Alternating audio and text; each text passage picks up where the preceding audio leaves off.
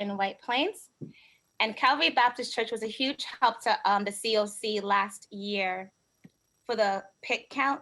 They were the headquarters and they stayed with us all night until at least 3 counting Westchester's home that we have and the people we serve have about the COVID vaccinations feedback. But Pastor Trollinger is going to definitely help us. We're going to take questions towards the end. So if you have any questions, please hold off until the end and then we'll come back and circle it. Or if you're not going to remember your question, that's okay. You can put it in the chat box and then I will pick up at the end whoever has questions in the chat box. Just to introduce myself, I am Treese Thomas. I'm the planning associate of the COC and co-chair of this anti-racism evaluation and advocacy committee. And Allison McSpadden, she is doing tech. So I think she might remain muted. See, yep, she'll remain muted because she's doing all the technical support. And we are live on YouTube right now. Okay, so I'm going to ask Pastor Trollinger to introduce himself now. Well, good morning to everybody. I'm honored to be here and I'm honored because you all think I know something. So we're gonna do our best to do what we need to do. I'm the pastor of the Calvary Baptist Church here in the city of White Plains. I also am the president of the Ministers Fellowship Council for the city of White Plains and vicinity. I also hold some other positions within the county and the state in regards to the police reform piece for the city of White Plains. And for the county, for the state, I'm one of the ambassadors for the COVID vaccine committee dealing with equity in regards to the giving out of the vaccine in the underserved areas of New York State and a lot of other stuff. But my major thing is, one, I'm a pastor, okay? Everybody got that right. I am a pastor, okay? Second, I am a community activist. And I love that title that I've taken, and made it. So when people ask me who I am, I say, now I'm a community activist, instead of, and it breaks the ice a little bit more easier because when they hear the Reverend part, they go, walls go up a little bit. Community activists, they may open up a little bit better. So I've been a community activist, and I'm proud to say for at least 10 years here in the city of White Plains. I'm celebrating my 10th year here at Calvary this year, but however, I am born and raised here in the city of White Plains / Greenburgh, where I went to Woodlands High School. I will not tell you what year because brother Josh looks too young, looks like he could be my son, so I'm not even going to say how old I am. However, I went to Woodlands High School, and presently I consider myself a Falcon Tiger because I said God had jokes. He put me in a church in White Plains where we used to fight against, physically as well as any other kind of way back in the day. So I am a Falcon Tiger, and I love about whenever it was when I graduated, I said something in my yearbook, which I think I'm fulfilling. And in my yearbook, many years ago, I said, I will be helping my people to get over. And so my activism within our community is based upon that fact. The pit count is important to us here at Calvary because God blessed this church with a pastor several years ago that built this humongous building. And with this humongous building, I had to stretch their ideas to know that the building was to be used for community. And so with the pit count, it helped us to do that. And we have had other things. So let me just share this so we can go into the vaccine. So we have hosted at least 4 of 5 testing here for COVID in our church, inside the building, not outside the building, but inside the building. We have allowed at least 2 or 3 medical facilities that decided that the church would be a good spot for them to bring their clients into, because the fear and the apprehension of going into other places. We have held at least one designated vaccine, and I'm proud to say, and so Judith can put it into history for White Plains, we were the first in the city of White Plains to host a pop-up with over 500 people receiving the shot. And on top of that, when there was a mix-up and a fiasco in regards, as you saw on TV, that a lot of people outside of the area was getting the shots. And they gave us a certain number, but God in his divine grace worked that out because some people didn't show up. So we were able to call around the city of White Plains and get people to get the shots that would normally not have gotten the shots, because the company that used the church was situated in the Bronx. And somehow everybody that didn't look like us was coming to get the shots. And we were like, wait, because I have a building right next door to, well, a couple of blocks from the church, and most of my members live there. And I said, no, I'm not getting kicked out the church, so y'all gonna have to do something, you know? And they did that, and they did that. And so we had a lot of people come. We made an attempt on 2 weeks ago, or last week, to once again to do a pop-up, but because of the hope with the Johnson & Johnson, we were unable to have another pop-up because that was going to be the vaccine that was going to be used. Now, based upon what we have seen in the news and stuff like that, there's now a holdup. People have become either weary or they are not interested in getting the shots now. So I shared with my two friends a few minutes ago, there was a prevailing picture that caught my attention on CNN on yesterday, I think it was last night, and they were talking about India. And they were talking about the overwhelming COVID situation in India. What didn't affect me was the cremation. That didn't affect me because I know their religion, I know what they do. What didn't affect me was the religious ceremony that they had going to the Ganges River. That didn't affect me at all. But what affected me was a family was bringing their loved one to the hospital. They put them on the gurney, and the daughter looked down and began to shake her mother. And she then recognized her mother was dead. And she just dropped and started crying on top of the loved one's body. So why is the vaccine necessary? It's necessary because death is happening all around us. Think about it for a second, y'all. Last year, this time, we were locked down.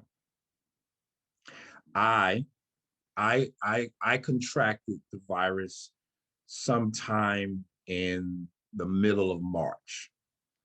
I was out doing what pastors do, and I went to I went to a food giveaway in Austin.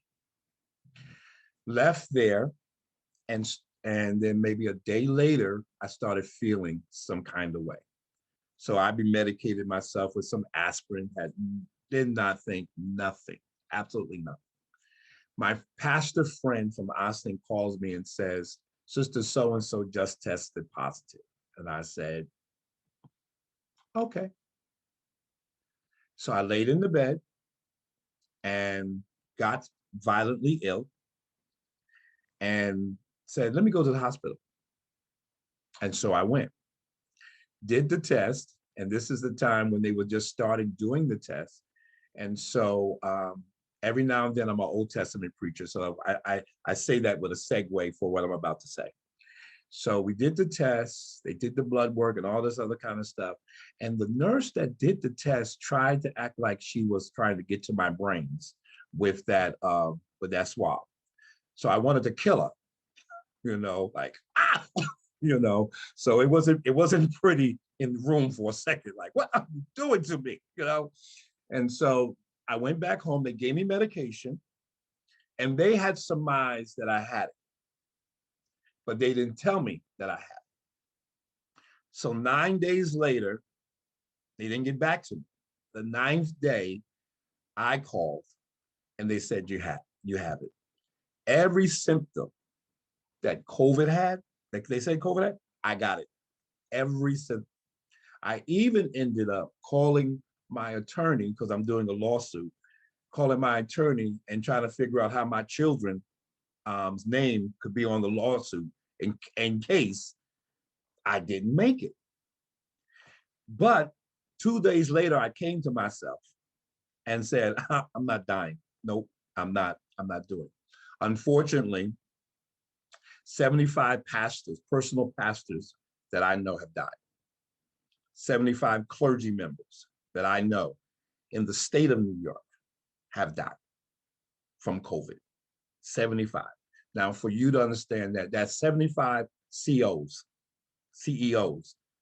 heads of communities died. So our church went virtual, which was a good thing. And in the midst of being virtual, we did our services, and just trying to get to the point where our advocacy really occurred.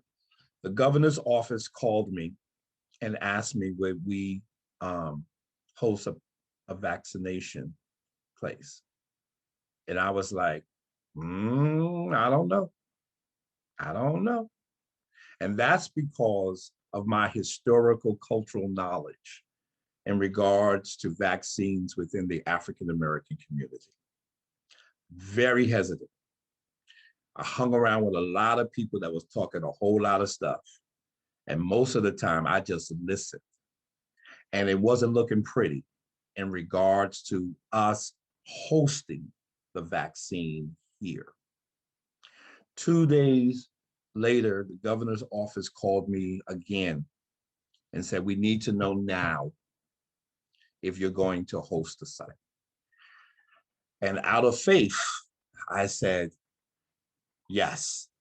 Now I'm scared because COVID has done a lot of things. COVID has stopped the ability that you have to do checks and balances. So I didn't ask my joint board. I just said, yes.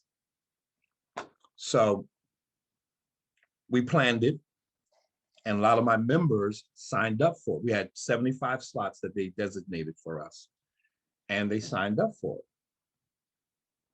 And what surprised me was this.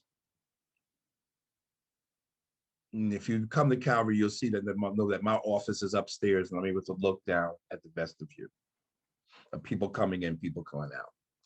And my members walked in, community people walked in and looked up at me and said, thank you, thank you, thank you. And it wasn't until I got home, because I'm a man of prayer, it wasn't until I got home, I prayed and said, I don't get why they telling me thank you. I don't get it, And in prayer, I got the answer. That thank you guaranteed, my yes guaranteed that somebody's grandmother is not going to die. Somebody's mother and father wasn't going to die. Somebody would be able to keep their family intact just because I said yes.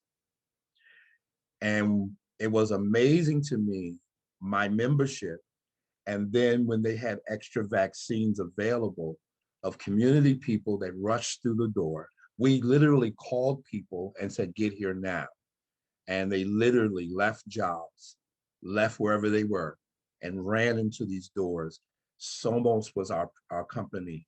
And when Somos stayed open another whole hour and a half for these people to come in, because they didn't want to take any vaccines back. So it was the doctor that was in charge, the head doctor that was in charge, that let my administrator know that there was some vaccines that still was available. I'm glad I said yes. The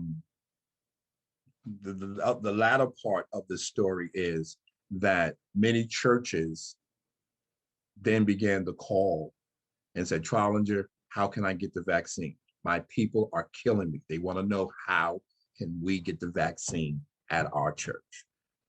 I really didn't have no magical answer to tell them. The only thing I did 2 years prior to the vaccine, I told the governor's office, whatever they needed, whenever they needed Calvary, whenever they needed me, we are available. That's how we got it, simply based upon relationship.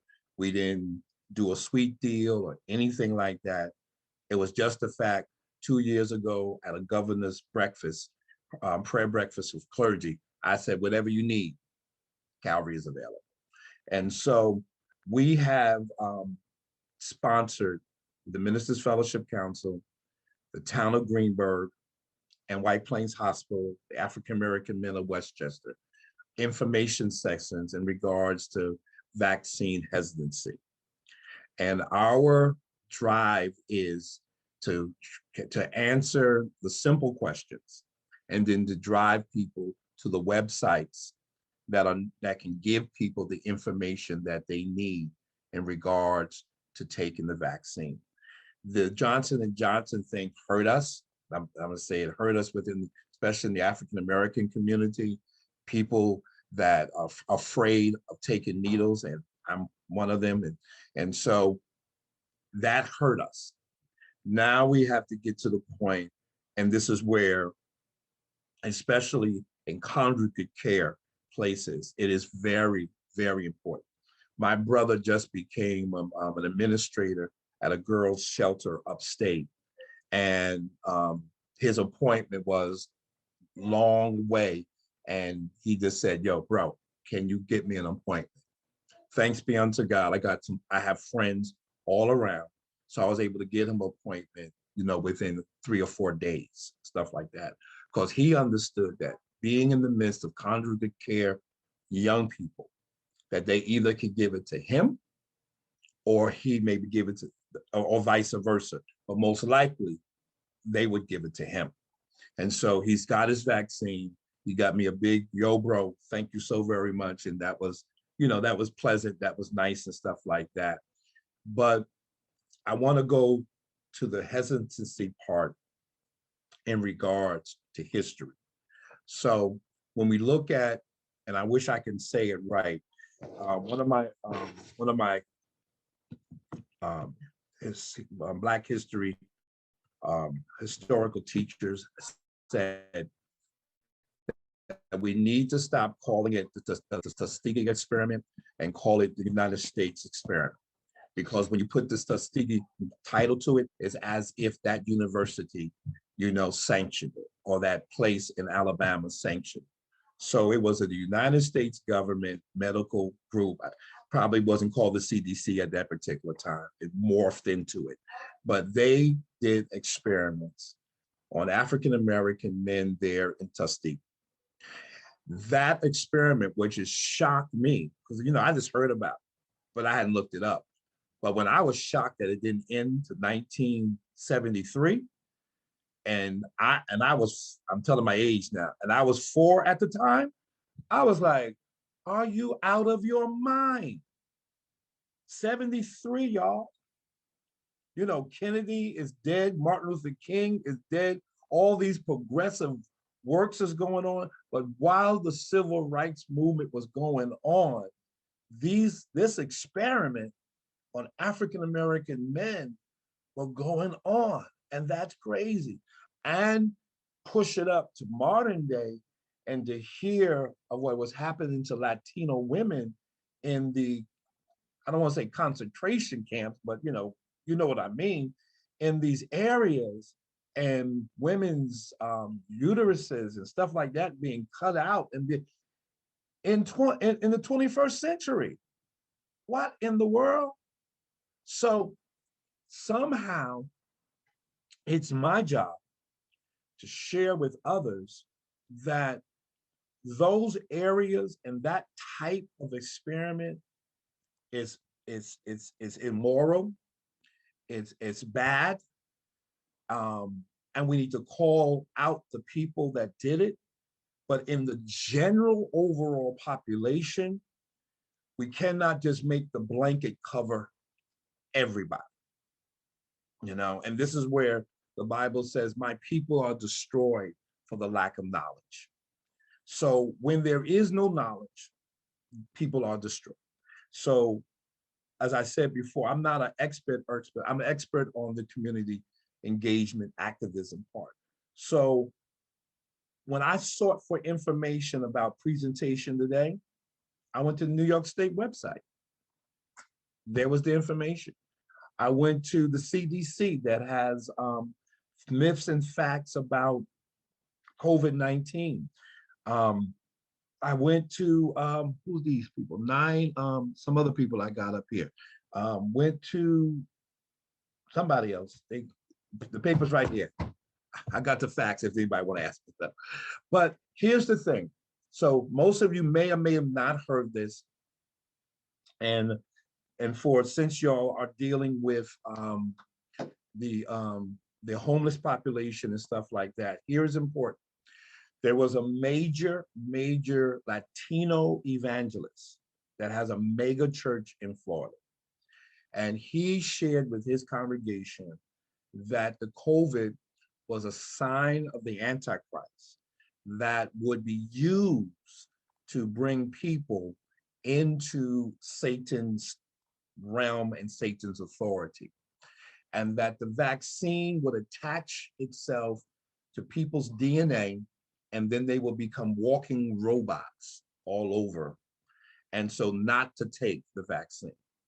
Now, because he was a major evangelist, mega ministry for the Latino community, that message went church-wide, okay? Now, I'm gonna have to watch my words when I say this. So for the regular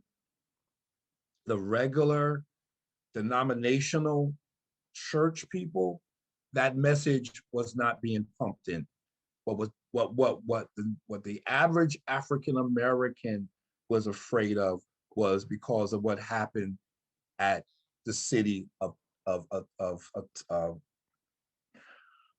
and in that situation with the syphilis, that's the only thing, the point of reference.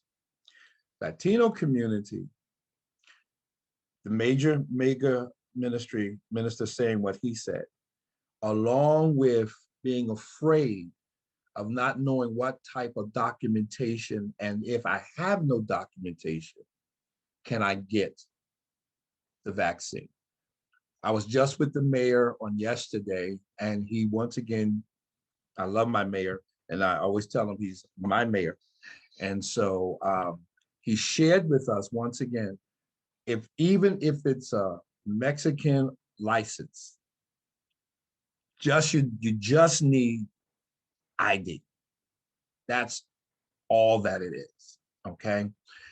So we are able to share with people, no matter what type of ID you have. No government person is gonna come and snatch you up.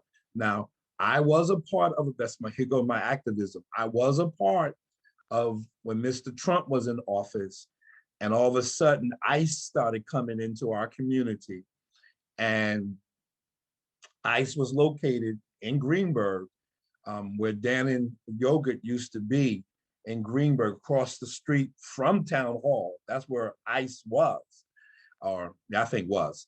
And so all of a sudden, Latino children came home from school and their mothers and fathers were gone, or father was gone. So I was a part of rallies, resisting this action. The mayor was clear that that wasn't right, and he would not, stand for that in the city of White Plains. Our county exec was right and said our county would not stand for it. But for the second time, dealing with the COVID situation, and if anybody can remember, I remember it because this is part of my community activism. When when when John when Donald John Trump was elected, I think it was his election day, Latino community children did not go to school. They did not go to school for 3 or 4 or 5 days. And we had to meet with them in churches and in safe places that we thought that we can talk to tell them that they were safe. COVID-19 has come, and they're not too sure in regards to documentation and is this a trick? So my partnership with Center Hispanic and Latino churches that I am in relationship with, we are still constantly sharing with them that this is not an immigration matter. This is a health matter, and we need y'all to get vaccinated. Now, in congregate care areas in regards to the homeless population, they needed more than anyone because of the fact of who they come in contact with. And I'm on another video, another Zoom conversation in May, and dealing with the aspect of the shunning of people that don't get the vaccine. So somebody on here that's my age, I know Ms. Thomas doesn't know anything about this particular book, so she's not old enough to know this book. But the Scarlet Letter, y'all remember the Scarlet Letter? Okay, so, oh please, you didn't read the book. But I said to clergy the other day, there's going to be a Scarlet Letter for those who have not taken the vaccine, either in jobs and in my profession, even in the church. So we have to begin to talk and convince people what is necessary. They're saying that we may need the card for our travel. You know, I travel, hopefully I'll be going back to Africa this year, but believe me, I'm gonna need that card, you know, to get on that plane to go. So the hesitancy is based upon misinformation that is out there. And I told the governor's people I had no problem being the face. So I'm gonna say this and then any questions. So was my children okay about me getting the shot? Absolutely not. Don't take the shot. Don't take the shot.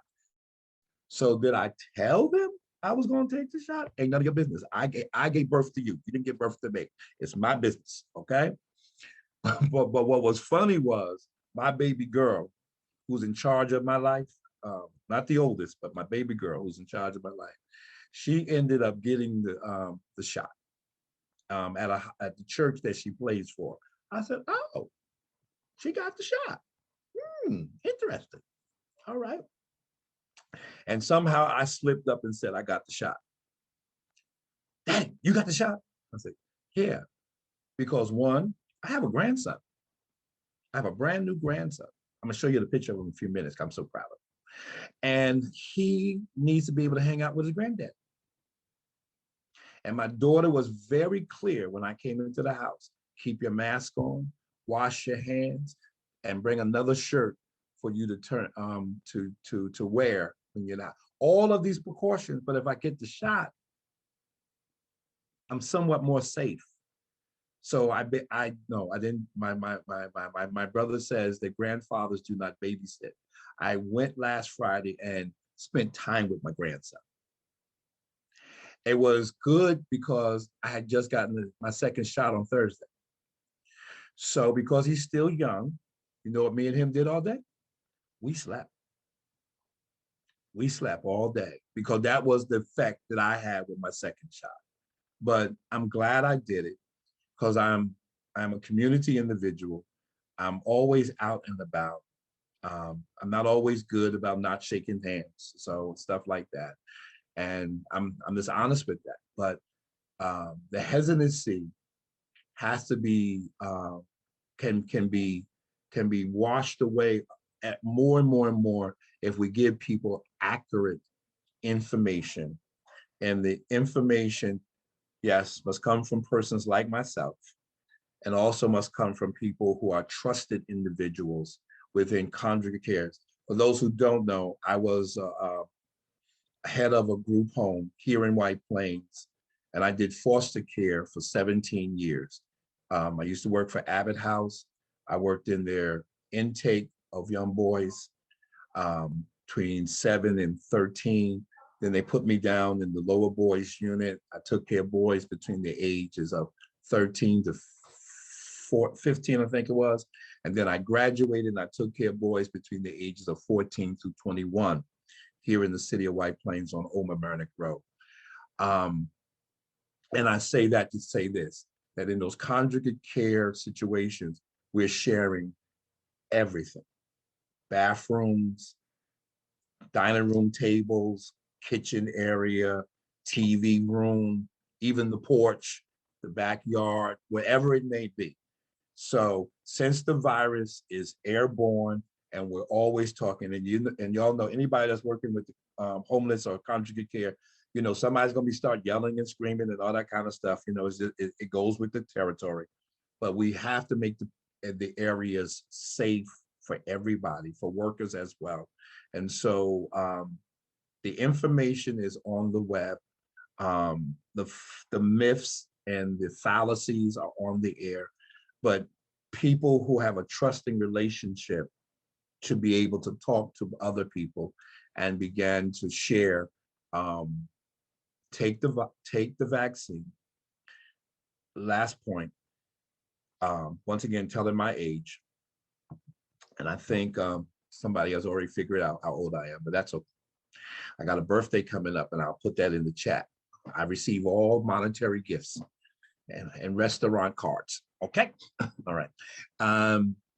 Several years ago, when I was very young, all of us young people in our community went to health clinics or went to school and got a sugar cube that had some medicine on it. No question. We just took the sugar cube, swallowed it, and kept going. We had to go to camp. I'll never forget, we had to go to camp. There was a place called the Greenberg Neighborhoods Health Center on Tarrytown Road. We had to get needles to go to camp, okay? Just to go to sleepaway camp, we had to get these needles, okay? All of this stuff was for the protection of ourselves and for the protection of others. My son, I always use this as a sermon note about sometimes God allows us to go through stuff. And my example is, my son was a baby, and his mother said, I want you to take him to the doctor tonight, this evening. I said, okay, no problem. What she didn't tell me was he was gonna get some needles. So I'm taking him, he's riding in the back and he's cool with his dad. He's riding cool. All of a sudden he looked and he knew where he was. His whole face changed. So I get him out the car and he's looking at me strange, because this is the person who he plays with. This is the person that he jumps on. This is the person that fun.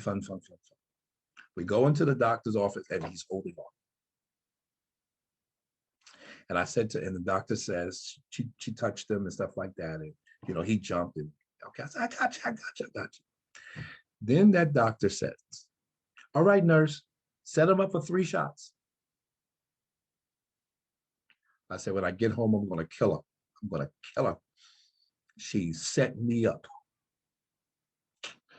So I went in the room and sat with him and tried to keep him calm. But when he saw that lady with that white jacket come in the door, it wasn't pretty. But I always remember this. It's a part of a sermon. I always remember this. He looked at me and he really couldn't talk. He just looked at me like, I know you're not going to let this lady do this to me. Not you. Not you. I know you're not. And my sermon from that is, sometimes you have to get a shot in order for you to live better.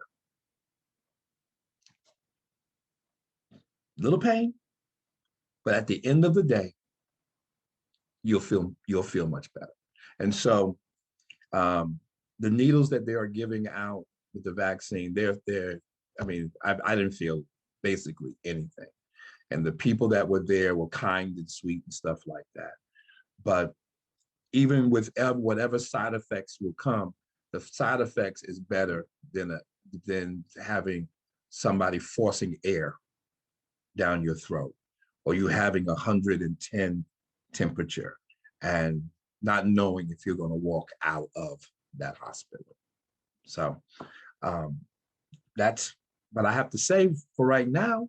And any questions that you may have, I'm willing to answer the best as I can. Thank you so much. Does anyone have any questions before I start with my question?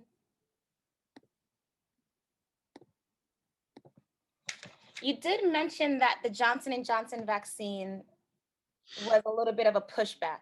What vaccine was the church using before? Was it always Johnson & Johnson? Or did you use Moderna at all?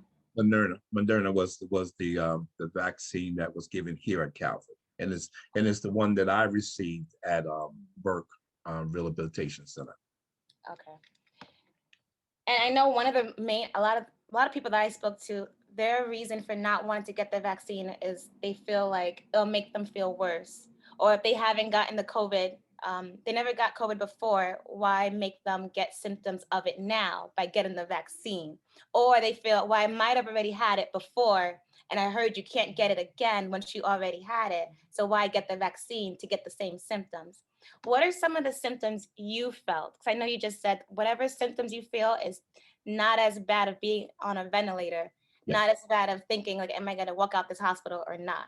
What did you feel after your first and second dose? Oh, my first dose, really nothing. Little sore on the arm, Yeah. nothing, nothing. The second dose, the next day, I felt a little bit funny in my head, just a little bit. And that's all I was feeling. And for me, I was sleepy. Mm. And I just went to sleep. Now, my brother, his first dose, he said he began to sweat. And he was just sweating. And that lasted like for 24 hours. And he couldn't understand, but he equated it as to him taking the shot. So my administrator here at the church, she felt nothing at all. So different bodies react in ways, to the shot. My daughter who took the shot, she felt some kind of way. But I tell everyone, even to my administrator, that you take the shot Monday, you're off on Tuesday. Mm-hmm. And one day off is better than a ventilator, than dealing with all kinds of complications and stuff like that. I can't. I would say I can't not wrap my mind around some people's thought pattern. So we was able to tell, especially some young people a couple of days ago, that they're not shooting you with the virus. This is not like the flu. They're not shooting you with an active virus living in your body. So it's different. So once again, everybody's body reacts different. Completely understand. Thank you for that. And that's all the questions I had, because you answered everything else that I was going to ask already. Thank you. Any other questions?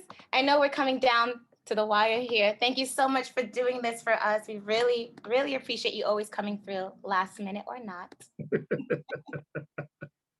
I have no problem. And we're going to keep this recording and save it, and we're going to distribute it to everyone here that attended and to anyone who couldn't attend, so you can save it and keep it and show it to your staff members at the shelter, or any housing provider that wants to show it to anyone, even your clients that want to see it and get more information.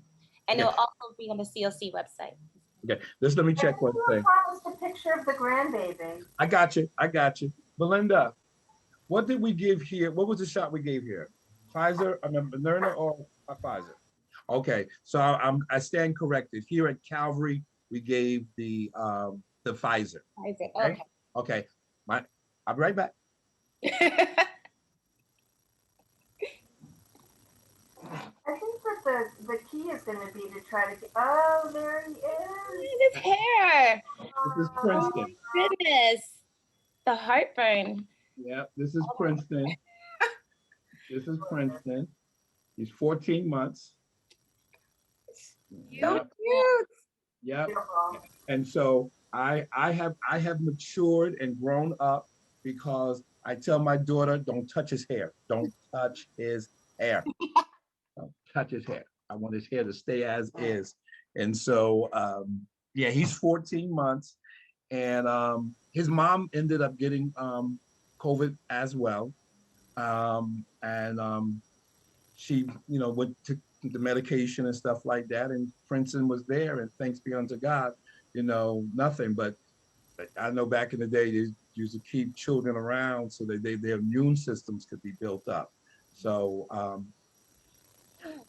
as of last Friday, he was acting and jumping and hollering and all that kind of good stuff. And as a granddaddy, I was just there to make him feel good. But anytime, once again, for Pitt or anybody else that does social work and anything, Calvary is available for you. We've had our before we close, we had a great suicide prevention conference here at the church, and over 110 people attended. We were only supposed to have 75. And 110 people showed up, and we was like, oh no, but it was good. It was very good. And so we find ourselves, Calvary was, its second incorporation was in 1935. And the last part of our mission says that we would be a church that's community engagement.